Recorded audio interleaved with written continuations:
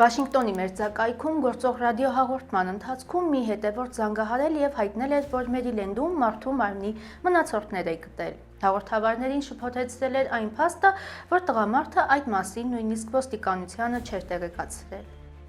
Elliot in the Morning հաղորդաշարի վարող Էլիոտ Սեգալը նոյեմբերի 21-ի թողարկումը սկսել էր իր սովորական նորությունների եւ սպորտի մասին մեկնաբանություններով։ Սակայն եթերի ընթացքը փոխվեց, երբ Գագնի մի զանգահարող հրաժարվելով ասել իր իրական անունը, ծիծաղելով հայտնեց, որ ունի մի գտած բան, որը արժե տեսնել։ Նրա խոսքով ինքը մոտ 18 օր առաջ նոյեմբերի 3-ին Մերիլենդի Ֆրեդերիկ շրջանի մի ճամբարում հին վրանային քաղաքի տարածքում դի էր գտել։ Զանգահարողը հնչեցրել է տարօրինակ ու հանգստացնող մեկնաբանություն նշելով, գուցե հիվանդագին հնչի, բայց ես միշտ ցանկացել եմ նման բան գտնել, եւ դիակն արդեն մի քանի ամսվա էր։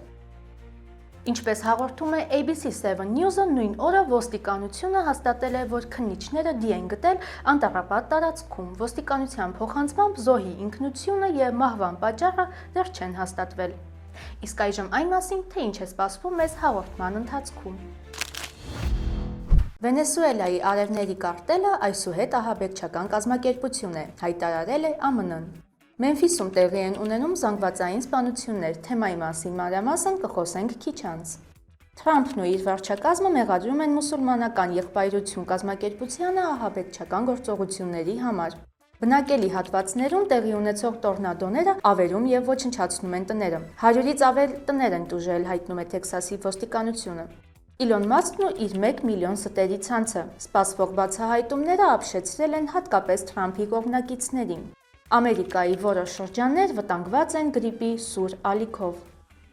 Ինչպես նաև այսօրվա եթերում մեզ սպասում են կարևոր վիճակագրական եւ վերլուծական հատվածներ։ Մանրամասն կներկայացնեմ, թե ինչպես են շարունակվող փոթորիկներն վտանգում Ալյասկայի բնիկ համայնքների գոյությունը, իսկ վիճակագրական անդրադարձն այս անգամ վերաբերում է Կալիֆոռնիայի ամենախիտ եւ ամենազարգացած քաղաք Սան Ֆրանցիսկոյի աղքատության կտրուկ աճին, որը լուրջ վտանգ է ստեղծում տարածաշրջանի ապագայի համար, այնպես որ դիտեք մեր հաղորդումը մինչեւ վերջ։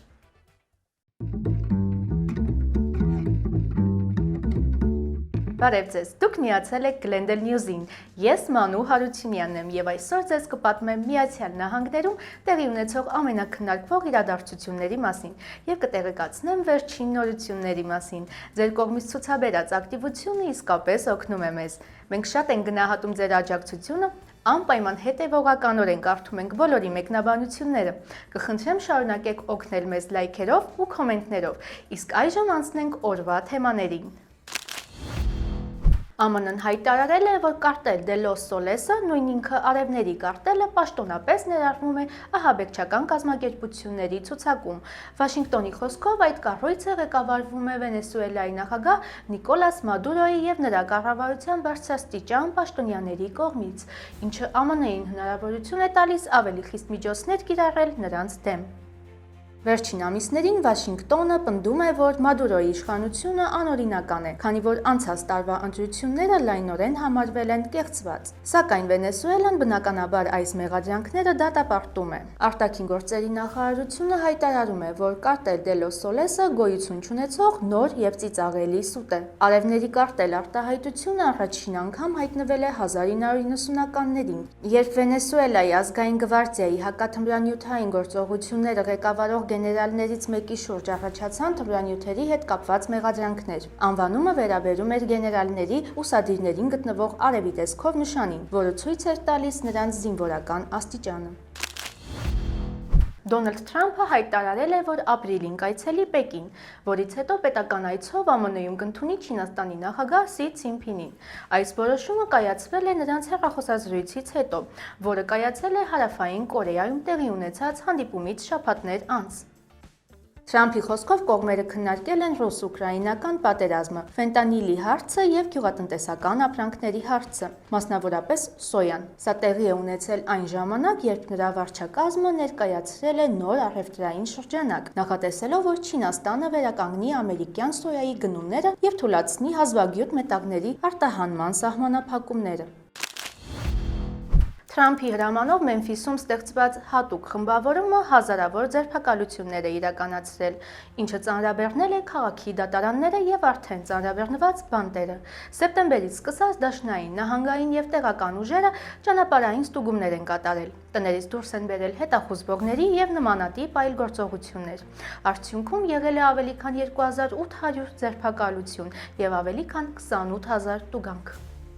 Խմբավորման կազմում ներգրաված են նաև ազգային գվարդիայի զինվորներ։ Հանրապետական նահանգապետ Բիլլին աջակցում է այս գործողություններին, հույս ունենալով նվազեցնել բռնի հանցագործությունները, որոնք Մեմֆիսում ունեն բարձր ցուցանիշներ։ Միայն անցյալ տարի գրանցվել է մոտ 300 սպանություն, իսկ 2023-ին մոտ 400։ ԱՄՆ գլխավոր դատախազը այցելել է Մեմֆիս, հանդիպել ոստիկաններին եւ շնորհակալություն հայտնել կատարած աշխատանքի համար, ընդգծելով, որ նրանք ազատում են փողոցները վտանգավոր անձանցից եւ մաքրում քաղաքը անօրինական զենքերից։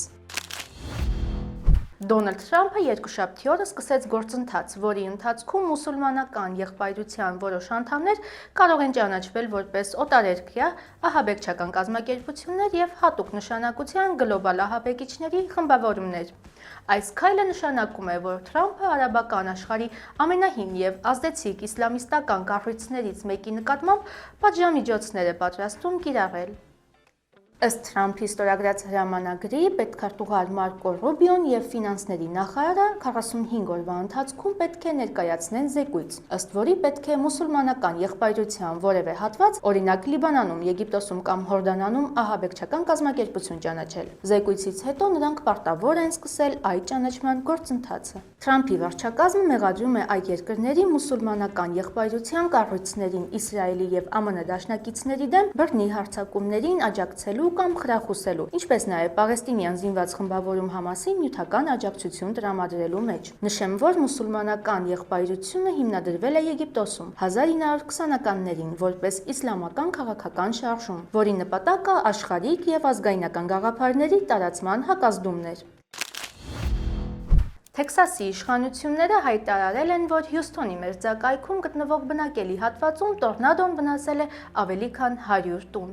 Բարեբախտաբար վիրավորներ չկան։ Լուսանկարներն ու դրոնային կադրերը ցույց են տալիս քամու պատճառով տանիքները կորցրած տներ եւ փողոցներ, որոնք տարբեր բեկորներով եւ աղբով են պատված։ Հյուսթոնի հրշեջ ծառայությունը դեպքի վայր է ուղարկել հատուկ ջոկատներ, տապալված ծառերը կտրտելու եւ տարածքը մաքրելու համար։ ԱՄՆ ազգային եղանակային ծառայությունը հարավարևելյան Թեքսասի համար, այդ թվում Հյուսթոնի շրջանում, հայտարարել է տորնադոյի վտանգի նախազգուշացում։ Տարածքի մի շարք շրջանների համար տրվել է նաեւ ուժեղ փոթորկի մասին զգուշացում։ Այսօր ուզում եմ ներկայացնել մի խնդիր, որը խորապես ազդում է Կալիֆոռնիայի ընտանիքների կայունության, բնակչության սոցիալական անվտանգության եւ տարածաշրջանի ապագայի վրա։ Խոսքը Սան Ֆրանցիսկոյի Bay Area-ի աղքատության կտրուկ աճի մասին է։ Այն համարվում է Կալիֆոռնիա նահանգի ամենախիտ ու ամենազարգացած տարածքներից մեկը։ Վերջին տվյալներով 2023 թվականին այս տարածաշրջանի սոցիալական վիճակը զգալիորեն վատացել է եւ աղքատության մակարդակը վերադարձել է նախորդ տարիների բարձր ցուցանիշներին։ Աղքատության մակարդակը 12.2%-ից հասել է 16.3-ի։ Սա նշանակում է, որ ավելի քան 1 միլիոն մարդ պաշտոնապես համարվում է աղքատ, իսկ մոտ 790,000 բնակիչ գտնվում է աղքատության շեմին։ Այսօր Bay Area-ի յուրաքանչյուր 3 բնակչից մեկը չի կարողանում հոգալ իր ամենակենսական ծախսերը։ Տվյալները հստակ ցույց են տալիս, որ նույնիսկ միջին եկամուտը չի բավարարում։ Մեկ չափահասի համար աղքատության շեմը դա տարեկան $28,000-ից պակաս եկամուտ է, իսկ 4 հոգանոց ընտանիքի համար 52,000-ը։ Անապահովության շեմն էլ ավելի բարձր է, ինչը մեծացնում է սոցիալական լարվածության ռիսկը։ 2016-ից մինչև 2023 թվականները Bay Area-ում աշխատավարձերը աճել են 34%-ով, սակայն կյանքի արժեքը 46% է։ Միայն վերջին 2 տարում ծախսերն աճել են գրեթե կրկնակի, քան աշխատավարձերը։ Սննդամթերքի գները բարձրացել են 17%-ով։ Աղքատության աճը վերաբերում է բոլոր խմբերին, բայց ամենամեծ հարվածը ստացել են սևամորթ եւ լատինո համայնքները։ Սևամորթ բնակիչների շրջանում աղքատությունը բարձրացել է 15.8%-ից մինչև 22.1-ի, լատինոների մոտ 20.3-ից մինչև 26-ի։ Ասիացիների եւ սպիտակների մոտ նույնպես նկատվում է աճ։ Եթե փորձենք Bay Area-ի վիճակը դիտարկել ավելի լայն համատեքստում, կտեսնենք, որ խնդիրը միայն տեղական չէ։ Նույն միտումները այսօր նկատվում են ամբողջ Կալիֆոռնիայում։ Նահանգը, որը համարվում է ԱՄՆ-ի տնտեսական սիրտը, տեխնոլոգիական առաջատարն ու մուլտիմիլիարդանոց տնտեսություն ունեցող տարածաշրջանը, փաստացի կանգնած է սոցիալական մեծ ճեղքի դիմաց։ Այս միտումները վերաբերում են ողջ Կալիֆոռնիային։ Շուրջ 7 միլիոն մարդ, այսինքն նահանգի 17.7%-ը չի կարողանում հոգալ հիմնական ծախսերը։ Միևնույն ժամանակ բնակչության ընդամենը 0.1%-ը վերահսկում է նահանգի հարստության 71%-ը, իսկ Սիլիկոնյան հովտում ընդամենը 9 ընտանիք տիրապետում են ամբողջ տարածաշրջանի հարստության 15%-ին։ Մասնագետները նշում են, որ այս միտումները այլևս պարզապես աղքատության թվեր չեն, դրանք նախազգուշացնող ազդակ են, որ Bay Area-ն մոտենում է ավելի խորը սոցիալական անհավասարության։ Եթե եկամուտների և ծախսերի տարբերությունը շարունակի մեծանալ, ապա տարածաշրջանը կարող է կորցնել իր ամենաուժեղ կողմը՝ միջին խավը, որը տարիներ շարունակ պահել է տեղի տնտեսությունը կայուն և մրցունակ։ 1990-ականներին համակարգչային մասնագետները կատակով ինտերնետը կոչում էին 1 միլիոն ստերի ցանց։ Անանունությունը թույլ էր տալիս յուրաքանչյուրին ներկայանալ ինչպես կամենում են և գրել ինչ կցանկանան։ Այսօր անանունություն պահելը այդքան էլ հեշտ չէ։ Այս հանգստյան օրերին պարզ դարձավ, թե որքան լայն ու վտանգավոր է միլիոն ստերի ցանցը։ X-ը, այսինքն նախկին Twitter-ը, թույլ է տալիս օգտատերերին կեղծ անուններով հանդես գալ, բայց ընկերության սերվերները տեսնում են իրական տվյալները։ Ուրբաթ օրը Իլոն Մասկը, հասկանալով, որ բազմաթիվ ազդեցիկ էջեր այն չեն, ինչ ներկայացնում են, միացրեց ֆունկցիա, որը ցույց է տալիս օգտատիրոջ իրական տեղակայությունը։ Եվ այդ քայլը բառացիորեն միլիոն ստեր բացեց։ Պարզվեց, որ օգտատերերի մի մեծ խումբ, որոնք հանդես էին գալիս որպես Թրամփից հիասթափված ամերիկացիներ կամ իբր հակաիսրայելական դիրք ունեցող հայրենասերներ, իրականում արտասահմանյան կեղծարարներ են, եւ սա միայն քաղաքական անդրադարձն է։ Թրամփի վարչակազմը նոր առաջարկ է ներկայացրել, ըստ որի բուժքույրական մասնագիտությունը կարող է դուրս մնալ մասնագիտական կրթությունների պաշտոնական ցուցակից։ Այս քայլը արդեն բողոքներ է առաջացրել բուժքույրերի, միությունների և կրթական կազմակերպությունների կողմից, որոնք զգուշացնում են նման փոփոխությունը կարող է էլ ավելի խորացնել երկրում արդեն սրված բուժքույրերի պակասը։ Փոփոխությունը գալիս է հանրապետականների ընդունած One Big Beautiful Bill օրենքից, որը բարձրագույն կրթության համար նոր վարկային սահմաններ է հաստատում։ 2026 թվականի հուլիսի 1-ից մասնագիտական կրթական ծրագրերում ուսանողները տարեկան կկարողանան վերցնել առավելագույնը $50,000, իսկ ամբողջ ուսումնառության ընթացքում ոչ ավելի քան 200,000-ը։ Իսկ այն մագիստրոսական ծրագրերի ուսանողները, որոնք մասնագիտական չեն համարվի, տարեկան կկարողանան ստանալ միայն $20,500 և կունենան $100,000 ընդհանուր վերին սահման։ Այսպիսով բուժքույրության դուրս մնալը մասնագիտական ցուցակից կնշանակի, որ ապագա բուժքույրերը ստիպված կլինեն սովորել շատ ավելի ցածր վարկային սահմաններով։ Ամերիկայի որոշ շրջաններում գրիպը սկսել է տարածվել սովորականից ավելի վաղ, ինչը մտահոգություն է առաջացրել մոտակա շաբաթներին հնարավոր բռնկումների մասին, հատկապես երբ միլիոնավոր ամերիկացիներ պատրաստվում են ճանապարհորդել Thanksgiving-ի և այլ տոնական հավաքների համար։ Հիվանդությունների վերահսկման և կանխարգելման կենտրոնի, նույն ինքը CDC գրիպի ներքին հսկողության ղեկավար Ալիսիա Բադը հայտարարել է. «Ակնկալում ենք, որ մոտակա մի քանի շաբաթների ընթացքում գրիպի տարածվածությունը կբարձրանա»։ Կենտրոնի տվյալներով այս սեզոնին ԱՄՆ-ում շրջանառվող գրիպի հիմնական տեսակը H3N2-ն է։ Այս շտամը հատկապես վտանգավոր է տարեցների համար։ Թեև ընդհանուր մակարդակով գրիպի ակտիվությունը դեռ համարվում է ցածր, վերջին հաշվետվությունը ցույց է տալիս, որ դեպքերը աճում են։ Գնահատվում է, որ այս սեզոնին առնվազն 650,000 մարդ արդեն վարակվել է գրիպով, մոտ 7400-ը հոսպիտալացվել են և 300 մարդ մահացել է։ Վաշինգտոնում նախագահ Թրամփը ստորագրել է նոր գործադիր հրաման, որի նպատակն է արհեստական բանականության միջոցով արագացնել գիտական հայտնագործությունները։ Նա հանձնարարել է էներգետիկայի նախարարությանը և ազգային լաբորատորիաներին ստեղծել միասնական AI հարթակ, օգտագործելով իրենց առկա և ապագա սուպերհամակարգիչները։ Այս նախաձեռնությունը Սպիտակ տունը կոչում է Genesis առաքելություն։ Նպատակը հստակ է՝ մեծ տվյալների արագ վերլուծությամբ արագացնել գիտական աշխատանքը տարբեր ոլորտներում՝ էներգետիկայում, ինժեներիայում և առողջապահությունում։ AI սուպերհամակարգիչները պետք է միավորեն պետական, համալսարանական և մասնավոր տվյալները, որպեսզի ավելի արագ գտնվեն հիվանդությունների բուժման ուղիները, նոր հնարավոր տեխնոլոգիաների ստեղծումը և գիտական մոդելները։ Սպիտակ տան պաշտոնյաները հավելել են, որ ուզում են ծրագրին միացնել նաև մասնավոր հատվածի ստեղծած AI-ների ներուժը։ Ըստ նրանց արդեն հետաքրքրված ընկերությունների շարքում են NVIDIA-ն և Dell-ը։ Ժամանակն է տեղափոխվել մեր Facebook-յան հարթակ, որտեղ կարող եք ծանոթանալ ոչ պակաս հետաքրքիր և կարևոր նորություններին։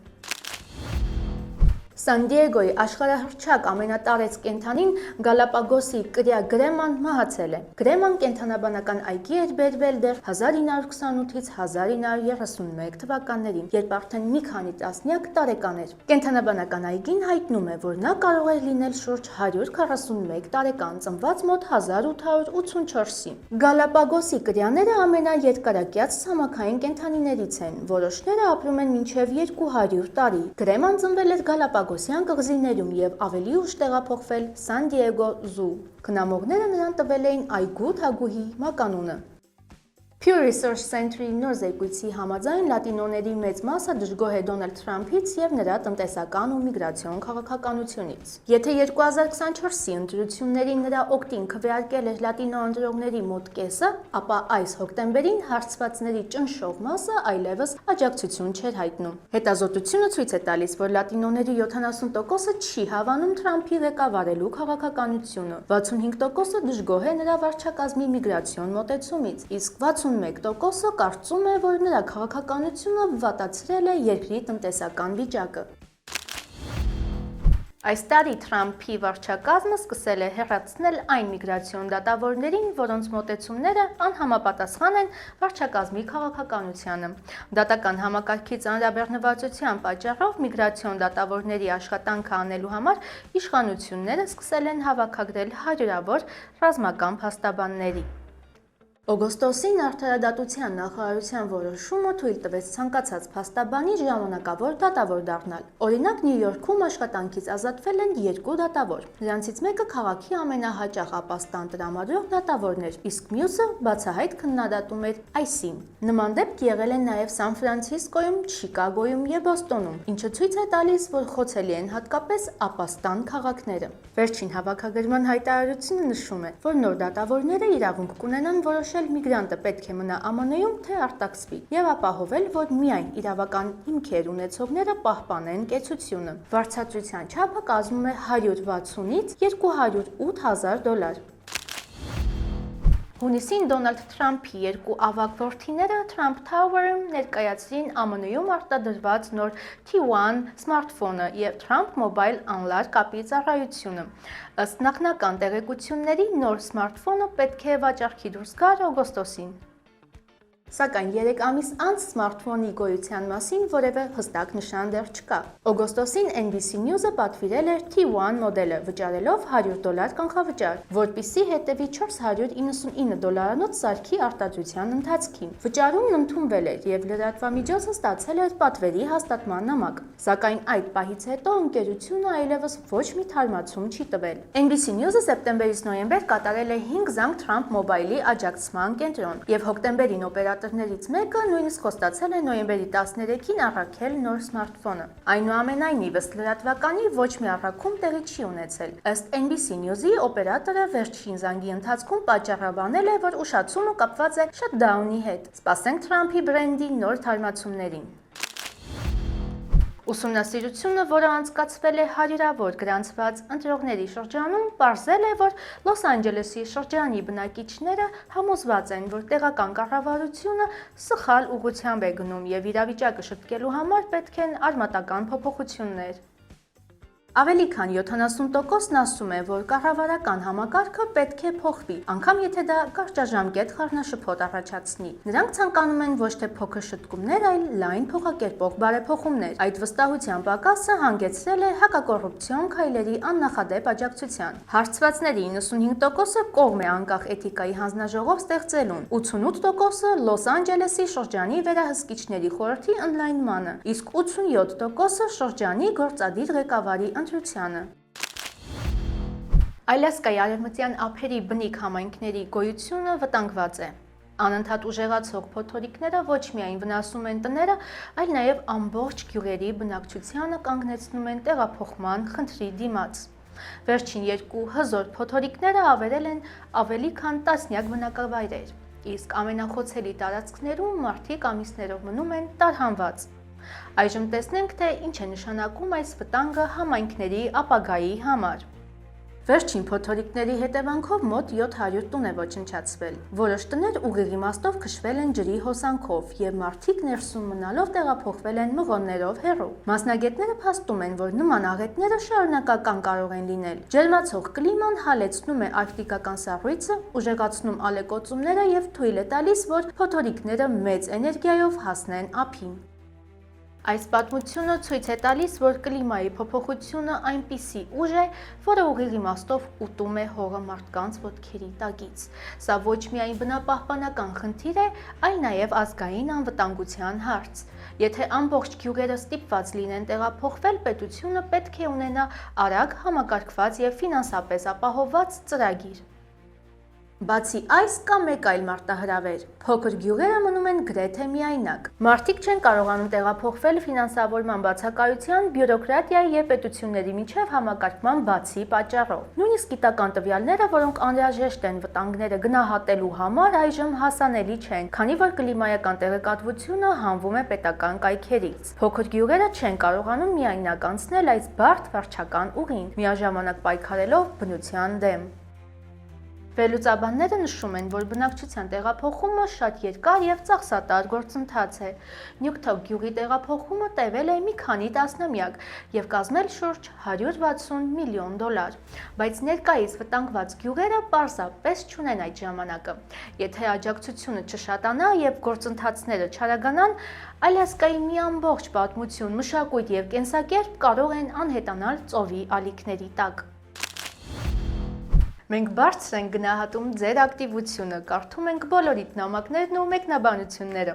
Մեզ աջակցելու համար պարզապես բաժանորդագրվեք մեր YouTube-յան ալիքին։ Եթե դեռ չեք հասցրել դիտել նախորդ թողարկումը, ապա կարող եք անցնել հենց այս հղումով։ Կհանդիպենք վաղը, ինչպես միշտ 5:30-ին։ Հաջողություն։